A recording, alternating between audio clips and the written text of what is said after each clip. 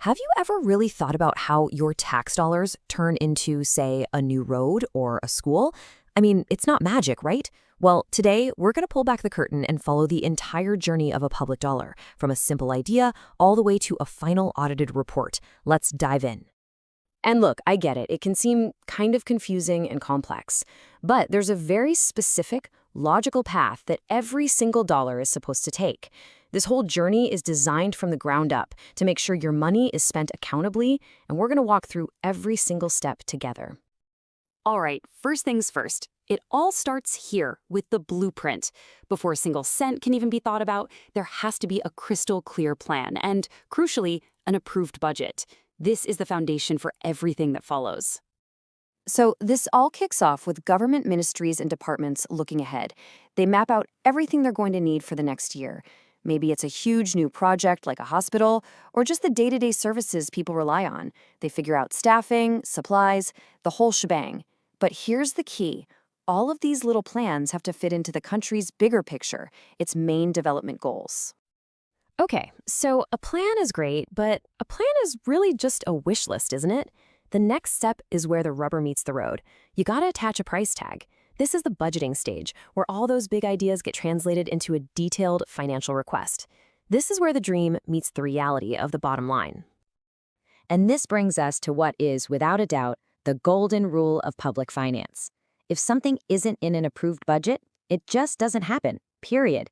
This is the core control that prevents random, unauthorized spending and makes sure every action is backed by a deliberate decision. Right, so once that budget gets the green light, each department is given what's called a budget ceiling. You can think of it like their total allowance for the entire year. This hard limit is then loaded into a big central computer system, something like an IFMIS, which basically acts as a digital watchdog, tracking every single transaction to make sure nobody goes over their limit. So the budget's approved, the money is allocated. Now what? Well, now the government can actually go out into the marketplace and start buying the things and services it needs. But this isn't like you or me going to the store. It's a very formal, very transparent process we call procurement.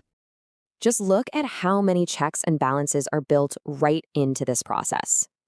It all starts with a simple request, right? But boom, immediately the system checks, is there even money in the budget for this?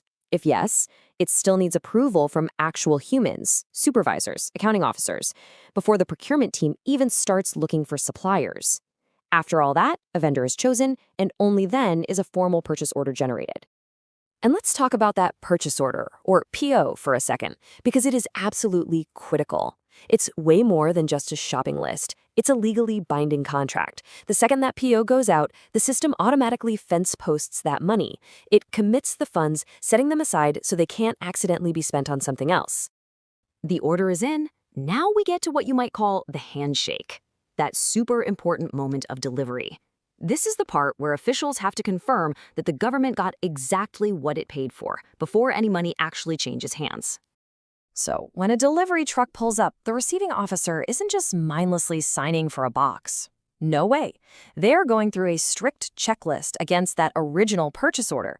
Is the quantity right? Is the quality what we specified in the contract? Was it delivered on time? If even one of those answers is no, the whole payment process screeches to a halt right then and there.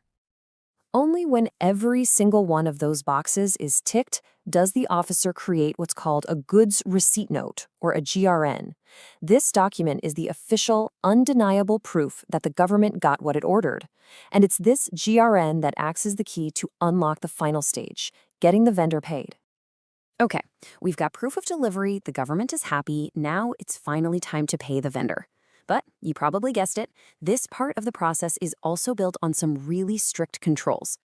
Before a single dollar moves, the finance officers perform this really clever check called a three-way match. They literally take 3 separate documents, the original purchase order, the goods receipt note, and the invoice from the vendor, and they lay them side by side. They make sure the item, the quantity, and the price are identical across all 3.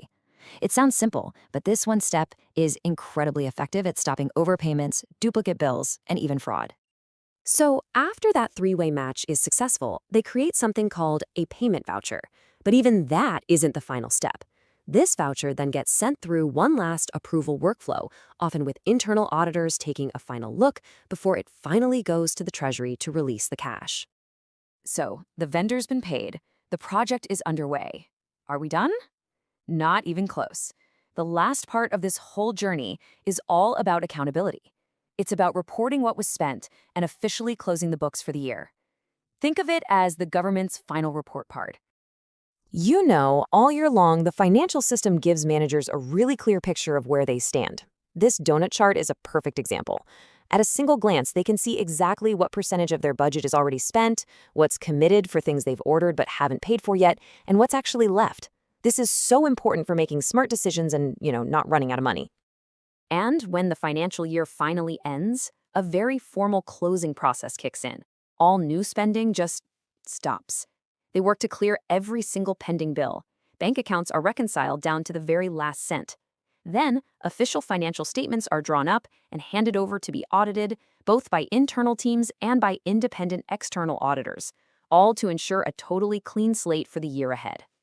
So, when you look at the whole thing, from plan to budget to procure, pay, and finally report, this entire cycle isn't just bureaucracy for the sake of it. It is the absolute backbone that ensures our public money is managed transparently, effectively, and with full accountability to us. So now you know, the system, at its core, is built for accountability. And that knowledge is powerful. It gives you the vocabulary to engage. So I'll leave you with a question. Knowing how it's supposed to work, what's one question you would now ask about your own local budget? Maybe about how much is being spent on a certain project, or how much is just committed for the future. Understanding the process is always the first step to asking the right questions.